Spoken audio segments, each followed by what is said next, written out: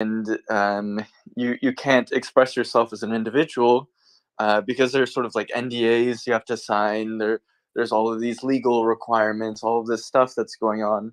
The way that risk is works inside of a firm is such that everyone needs to, you know, fit into this like brick in the wall type thing. You know, not to be too dramatic, but what I love about the internet is that it's like totally unfettered, totally, you know, like you go into some of these digital spaces and people are anonymous and just saying, you know, insane things. And some of them are, you know, terrible, but some of them are brilliant, you know, and they're these conversations that would never happen in the real world because no one is brave enough to say this sort of thing, or no one's, you know, willing to say, you know, lay out their experimental theory about whatever thing. And so I think that like the internet, in my opinion, produces some of the best discussion, most interesting thoughts. And I think it's because, you know, we allow people to just be themselves and maybe live in a pseudonym, and that makes them a little bit more comfortable about like sharing ideas. And yeah, so like meme culture, like meme coming from, you know, gene, it's meme is like the evolutionary process of spreading ideas to other people, and as they spread they evolve, and you know, like it is kind of comedy, and I feel like that's usually how it's meant, but I think, you know, it can be applied to more serious things too.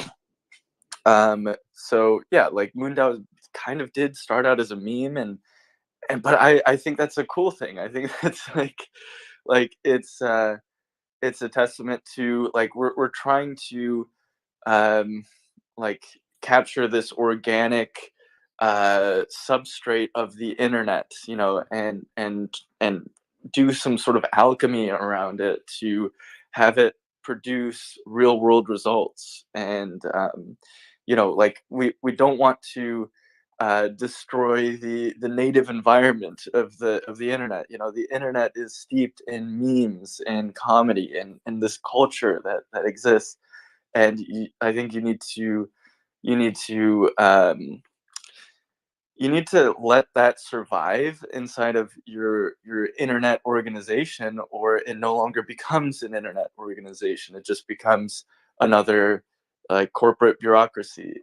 So yeah, that's like that's why I think it's important, you know, to preserve the sort of like meme ness of DAOs. We're all here as individuals, and no one's trying to coerce you into being anything different than just yourself. And you can leave whenever you want. You can come whenever you want. No one's, you know, there's not an employment contract where you get fired, you know, if you say something. Um, and yeah, I think it's important to preserve all of that. No, Yeah. absolutely. I think those are great points. And one of the reasons that I really like MoonDAO, and especially that origin story, which is why I've tried to have that be displayed here, is that it comes from, and I share a very similar perspective of entropy and chaos, whereby, you know, to me, coming as a scientist, coming from the scientific realm, I view science as a contact sport. But over the years, and if you look at science from its inception, it kind of follows the MoonDAO trajectory. It was a bunch of eccentric individuals just, you know, looking at hobbies and trying to explore and understand some of the fundamentals of what they perceive to be fundamentals, in a somewhat unorderly way, unstructured way. And that gave rise to a slew of innovation because you had that breadth to challenge, to a certain extent, to challenge and to try new things without really being hounded or structured in a way. And then eventually you got kind of what you talked about with Google. You have this capture event, and it becomes a lot more orderly and sterile. And over time, it starts to lose that creativity, that entropy that is needed to drive the actual innovation that originated that idea. And so I see a similarity between MoonDAO's inception as a meme to buy a moon rock to then transitioning to becoming the space operation of the internet. That's a very profound and important lesson that I think is captured within that ethos. And I see it as well. And I see it as well in the DeSci space, in the larger DeSci space. We're never going to incorporate the participants that we want to incorporate if there's no culture present within these DAOs and these organizations, right? People are not going to necessarily want to be there because they're not comfortable to be there. And that talks about, beyond science, more of a social cultural aspect, but it's important to drive and make those to retain participants as they come into the space. And I love the model that you guys do. Now, on the other end of that spectrum, however, when you do allow and you have that level of chaos and entropy, it's great to seed and start innovation, but then to orient that and capture that in a way that you don't lose that energy, and bring it towards a direction. I think that's what Web3 is struggling right now to deal with. So you have great ideas, and the governance structures may not all be there. And so I like how, I'm very much interested in understanding how MoonDAO kind of developed and what is the governance structure at play within your DAO.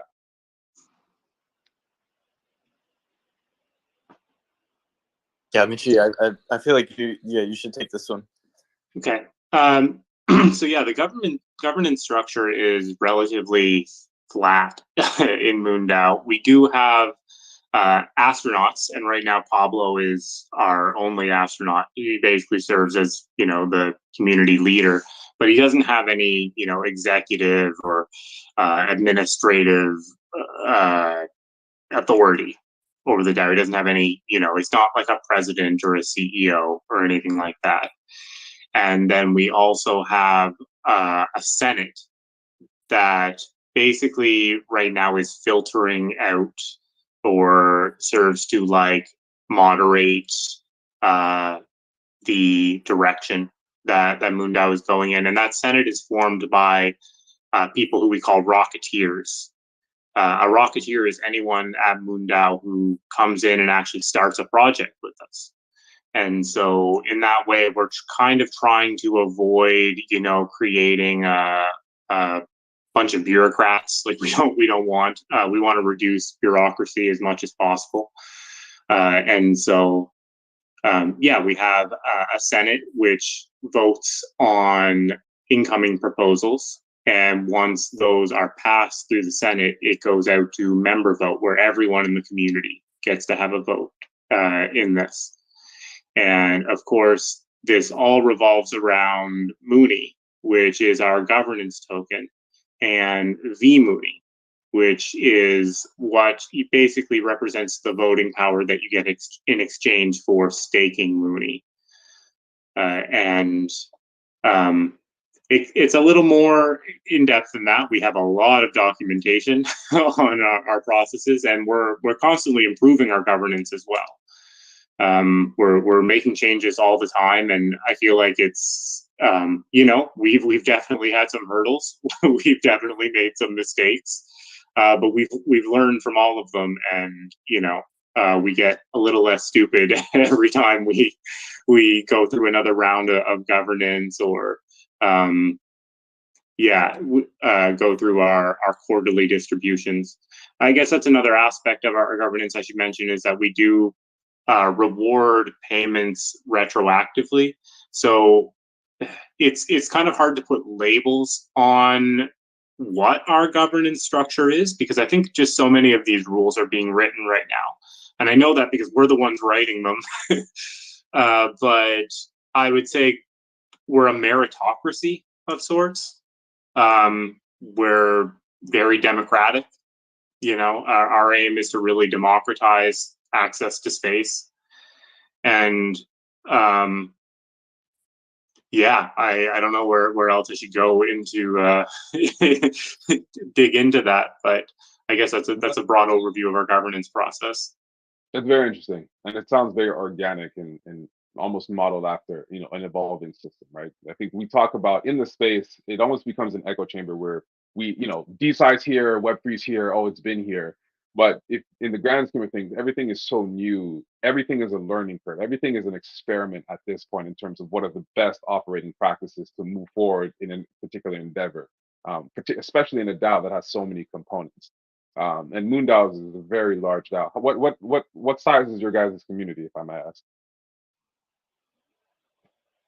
If you even know. Yeah, yeah.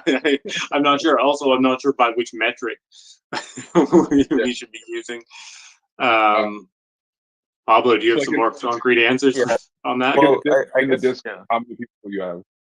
One I guess quantitative metric is how many wallets hold the token, which is around 12,000 wallets.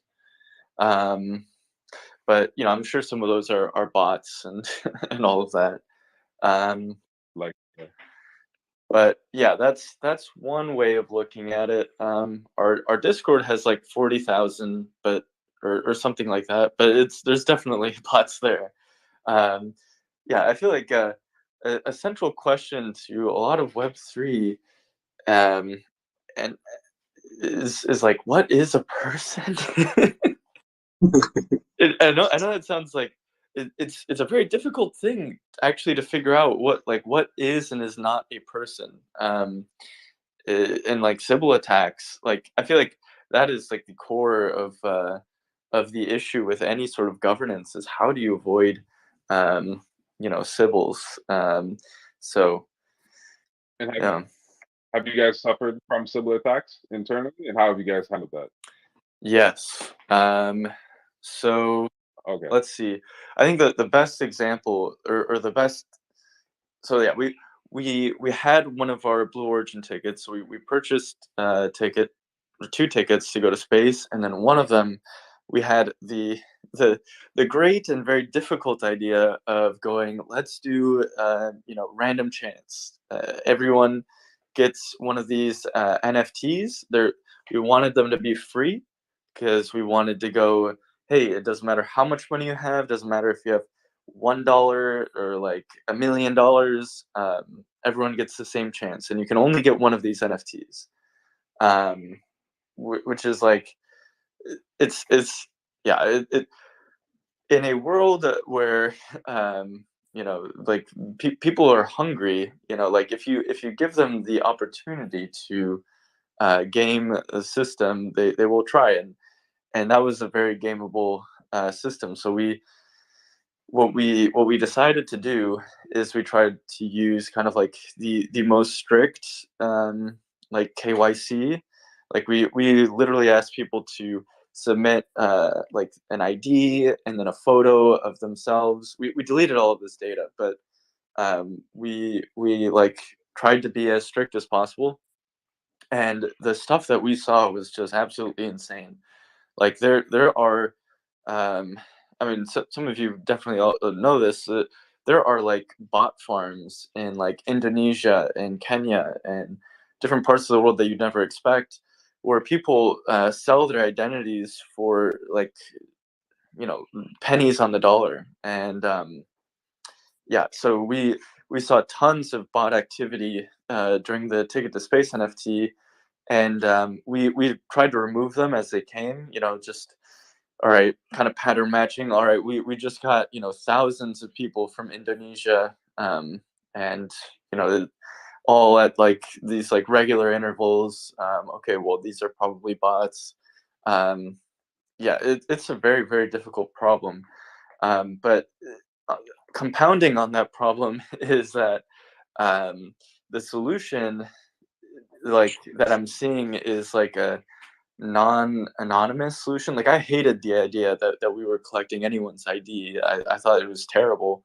But after looking at like what the alternatives were, we were like, okay, like this is gonna be what is most expensive for bots to like actually get the IDs. And yeah, like I think yeah, solving governance will end up being solving civil resistance, and it's a very difficult problem to solve. It's like an information theory problem, and it's kind of like what Bitcoin sort of solves.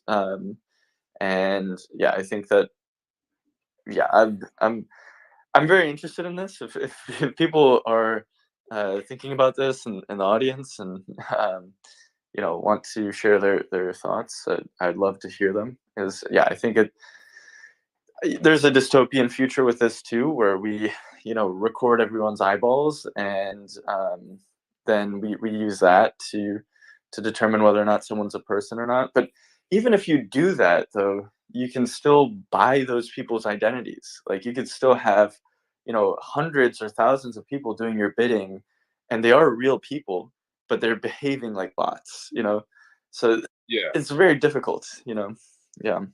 Yeah, and I think one of the reasons why I'm wanting to bring this up is that this is a major concern for impact-driven DAOs, right? And I would argue that the vast majority of the DeSci DAOs are impact first. They're generating utility. The whole premise is to achieve an actual particular goal, whether it be conservation or funding of research or women's reproductive health or what have you, and understanding how important it is to define a resistant and anti-fragile governance structure when you're dealing with real world activity as drug development, or even just, not even just, but like space technology development. All of this is very important. And some things that can't just be factored in after the fact once you have these things up and running.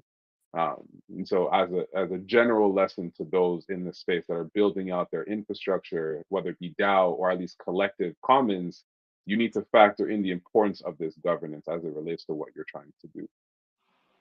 And so one of my questions, because we are focused on the research aspect, and going a little bit into like what is the user flow for MoonDAO, what kind of projects are you guys looking to tackle? And if I am a participant who is interested in space tech or what have you, how do I come in like incorporate that into MoonDAO? What's that like? Well, I just want to drop in real quick for anyone in the audience that one of the projects that we completed recently was actually sending a YouTuber, the Kobe Cotton from Dude Perfect, into space with one of the 2 Blue Origin tickets that we purchased. And so we did that. we actually sent someone into space, which I think is mind blowing. And yeah, when it comes to getting involved in MoonDAO, the first step really is just getting into our Discord and finding your way around there. We have, an onboarding flow built into our Discord, and we have an ideation channel. And ideas are really the heart and soul of MoonDAO. They're our most valuable resource, and it's really one of the reasons why I stick around at MoonDAO and I'm here every day. It's because we have just a community of people with crazy, cool, and awesome ideas, and we love having new ideas. So there's also potentially, if you already have a company or some type of mission or something that is aligned with MoonDAO's efforts, we are very focused on partnerships in general. We're working right now on incorporating a partnership branch into our governance processes, but we do have some major partnerships right now, and they're resulting in some pretty big projects that we have going on. So the top 3 that we have right now are LifeShip, Zero G, and our documentary project. Just as a broad overview of those, with LifeShip, what we're actually doing is sending people's DNA and their digital files and loved ones' ashes to the surface of the moon on a lander. We're partnering with LifeShip, the company that makes these kits for sampling the DNA, and we're doing that as basically a biobank on the moon. It's, I think, a really just the idea of it is really enchanting. That your DNA could be there for millennia, for a very long time, and we don't know. We don't know what will happen with it, but it'll be there. Yeah, it's important to note that the DNA is not stored and is never sequenced. It's like your physical DNA that goes up there. Yeah, not like a digital representation. It's like in amber, in a synthetic amber. It's so wild. Yeah. It's like a person's time capsule. It's like you time capsuled yourself. Exactly. launched it and kept it on the moon. That's interesting. Okay. Yeah, and the thing I love about it too is that this project is going to be like I'm expecting it to be quite messy in a very beautiful way. You know, I really want to see just yeah, humanity has had ventures in the past where we've sent, you know, information about our species and whatever out in, like with Voyager and whatever, out into space, right? In this case, I feel like it's really going to be like authentic humanity, you know, like pictures of people's cats and and whatever, you know, just real stuff. That's fun, and I just really love that idea that we'd be putting that information on the moon. The other big project that we're kind of given a little drop on right now, so this hasn't been officially announced yet, but it will be soon, is a zero-G flight with NASA astronauts Doug Hurley and Nicole Stott. Basically, it's a pretty, I mean, it's going to be a big event, and essentially what we're doing is you can buy a ticket to go on this. There's only like 22 seats, I think, available for purchase, but you can also join our community and win a ticket in a contest, or also just enter our raffle to win the ticket as well. And essentially, you get to go up on a parabolic flight with NASA astronauts and experience weightlessness with NASA astronauts. There's a lot more that's built into that package, including, like, you know, dinner with them as well. And it's just going to be a really amazing opportunity for the people who get to go. I think that we're thinking a lot about building these kinds of experiences out and really pushing those forward as a revenue model for MoonDAO. And so far, this project seems to be going quite well. I built the landing page for it, humble brag, but yeah, it's pretty exciting. And That's a really great project. Yeah, or a really yeah, great opportunity for participants. And so you mentioned that the idea here is to decentralize access to space and then also space research. And I know, and I've noticed in your community that you have quite a wide demographic of participants. Like you have a Chinese, a big Chinese community. You guys do a lot of translation of your content in either Mandarin or Cantonese for that participation. So assumedly, do these individuals and people across the world that are participating in MoonDAO, do they also have that same opportunity to participate in this kind of flight project?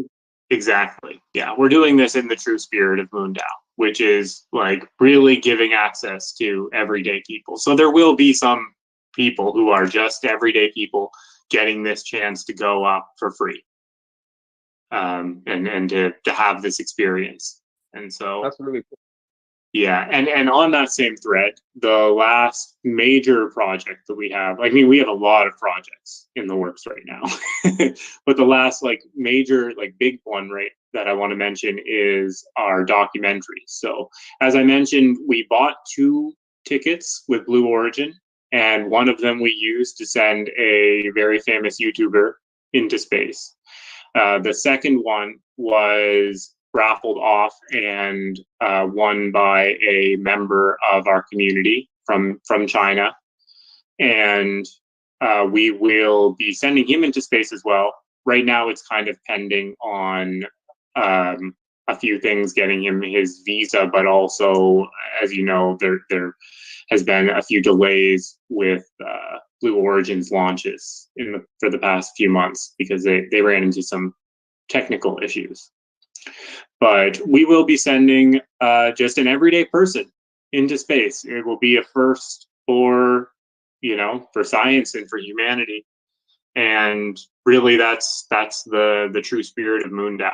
I feel is, you know, increasing access in that way. And also, when we send Jan in, he'll be the first Chinese citizen to go up on an American rocket, which will be Pretty historic.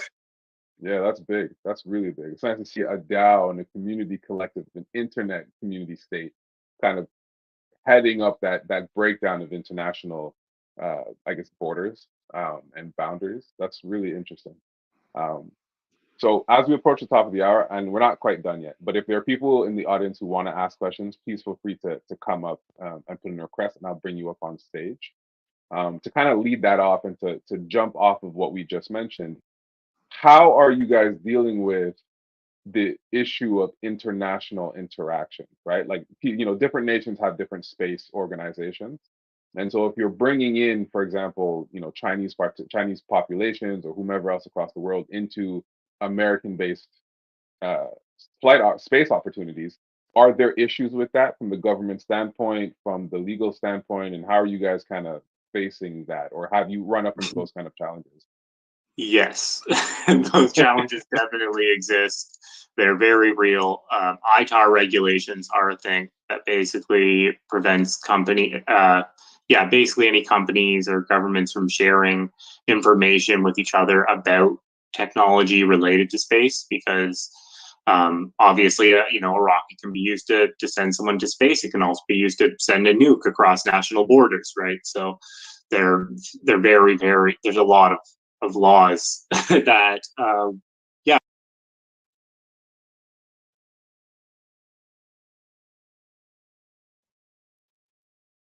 Oh, so Rod has a. Go ahead, Rod. Guys, I'm sorry for stealing your attention, but I've just got scammed.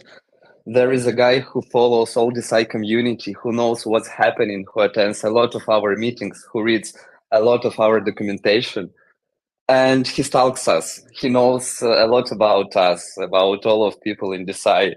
Like, it's crazy, but Gitcoin round would happen soon, and everyone has to be really careful. The guy really been following me for several weeks. He attended a lot of events at MoonDAO, a lot of calls on Discord. So he spent I don't know, tens of hours trying to figure out what's going on. So he really knows the context, what's going on. He knows about all of us.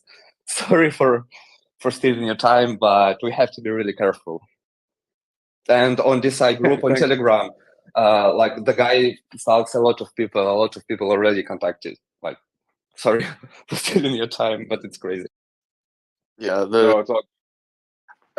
yeah. This well, I think I know who it is, and yeah, I'm recently I've been impersonated on Telegram multiple times, and I guess now on Discord too, and yeah, it's a real problem.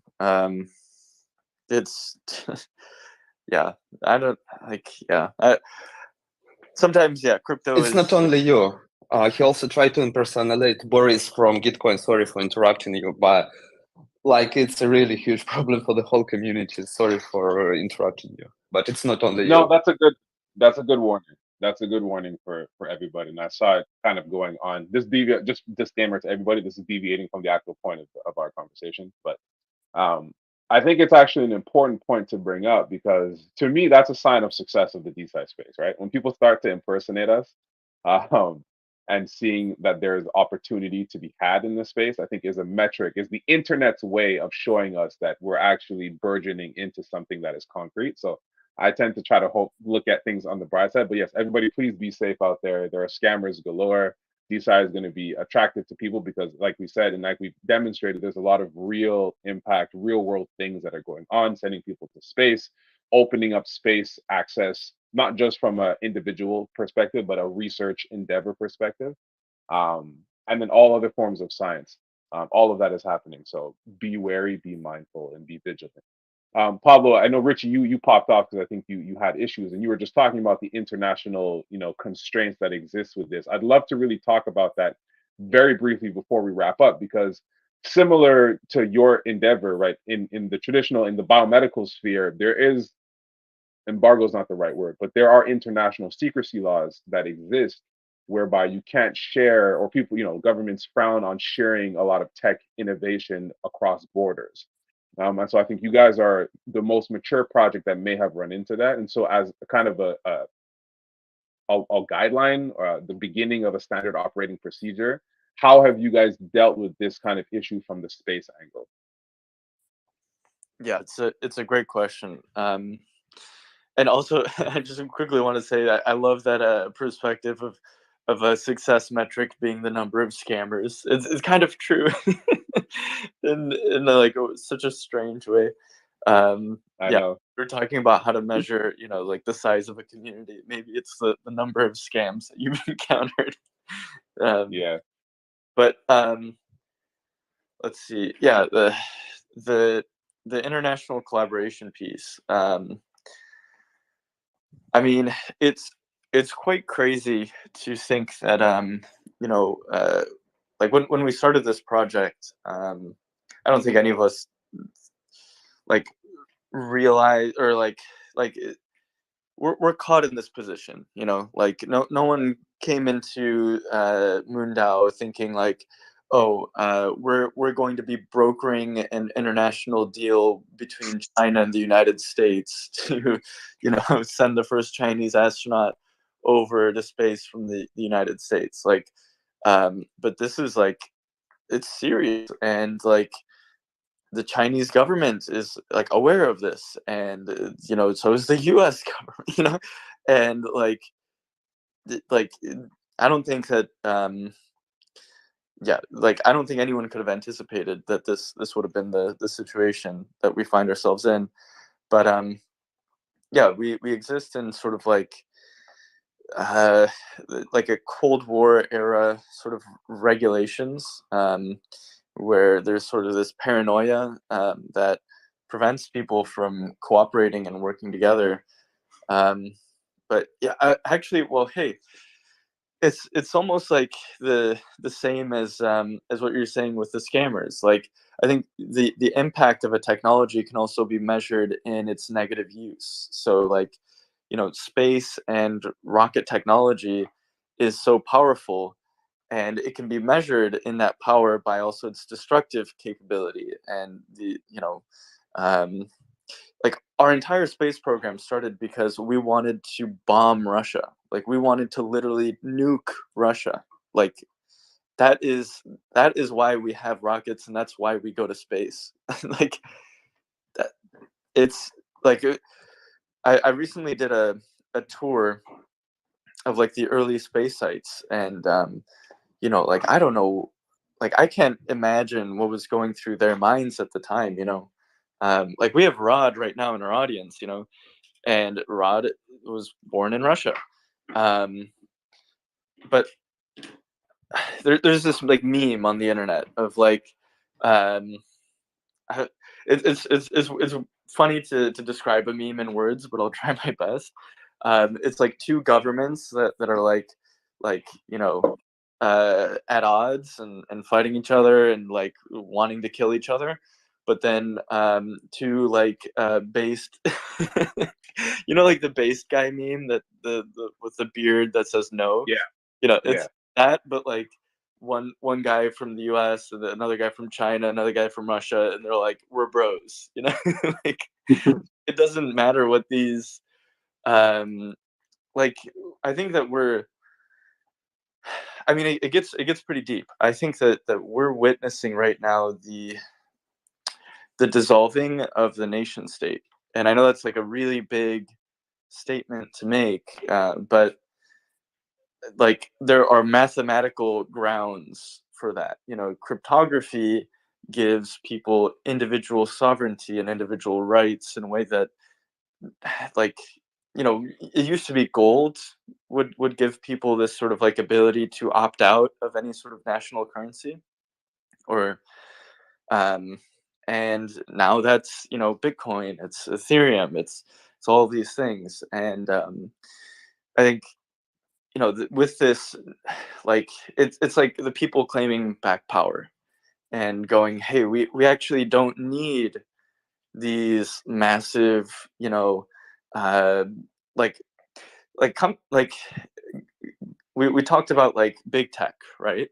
The biggest company, the biggest corporate bureaucracy is the nation. And like it seems obvious to me, at least, that these nations aren't providing that much benefit these days to the everyday person. And it's quite wild to say this, but I think it's, like, we're like, I'm I'm not a revolutionary. I'm not saying that let's burn down the nation, but it's more maybe just pointing out a technological fact, which is that cryptography is very powerful, and this allows people to actually own and have sovereignty over their own data and economic data. They can be their own bank. We don't need banks anymore. And I think that this is we're we're in maybe like the second inning of this revolution, and there's going to be many more to come. Um, but yeah, we this causes, like, we need to rethink so many things about what does national security look like in a world where uh, people do have sovereignty, and can, hold their own money, and go through international borders without um, like, you can't confiscate people's bank accounts anymore. You can't silence them financially. um, like, the ability of the state to control and to impose its power on the everyday person is now a lot more limited. I'd recommend people read a book called the Sovereign Individual, that they like is incredibly prescient and walks through the like how cryptography basically leads to this future where nation states don't have as much power because they can no longer steal or take money away from people very easily at the click of a button. Um, yeah, so this is a very long-winded way of saying that, like, the people are the captain now. It's kind of like the meme. And it's not like I'm not trying to propagate that meme and be a revolutionary, like I was saying. I'm just saying that this is just a mathematical fact, and we need to deal with that. We need to deal with this new reality that we exist in. And like, we can be scared and anxious about it and go, oh my god, people are going to have access to ITAR, quote unquote, secrets, which, by the way, like, every major nation now can create rockets. I don't know what we're hiding necessarily at this point. You can read textbooks on this, like, so that part is confusing, at least. And you talk to anyone that runs a space company right now, and the amount of just overreach from the government and sort of bureaucracy that is imposed on them through ITAR and all of this stuff it's almost like laughable. Like, they joke about it, about like how silly and how stupid it is, but they just have to do it because it's the way that it works. Because, like I said, that these are all nukes that people are using, that were repurposed for space. So yeah, long-winded way of saying that I don't like I don't know how this is going to play out. I want to work with the government and try to be as compliant as we can be, but at the same time, realize that the world is fundamentally changed. And like, if I like Rod, like Rod was born in Russia. What does it matter that he was born in Russia? He lives in, like, Thailand now. Why? Like, it's these, like, it's yeah, it's like a top-down command and control structure that is old and is no longer useful. And so I hope that the governments also realize that, hey, they're imposing all of these very strict rules on people that are inhibiting their ability to actually create and to help. This is like, it's like imposing on our human creativity, and especially in something that is a domain that people feel so inspired about, and people really want to, play a part in, to impose this like crazy strict bureaucracy on top of this like fundamental like creativity that's just bursting out of people is like, this is crazy. It's insane to me. Yeah. Yeah. No, absolutely. I think we've reached a point where, in any case, we're trying to fit all this new technological innovation into a really old box. Something that is not meant to house, that was not built with mind to house what is being developed, and the level of creativity and freedom, and the difference in the rules. It's not fitting in the box. And of course, those who orchestrate and lead the box want the box to exist. But I don't think everything that's going to come out that's being developed now fits in that box. And it's time to maybe reevaluate how we address things like international borders, international secrecy, um, even internal, even domestic wise. Um, but I think that's a much deeper conversation for a future topic that I would love to have you back on, as a matter of fact, on for this.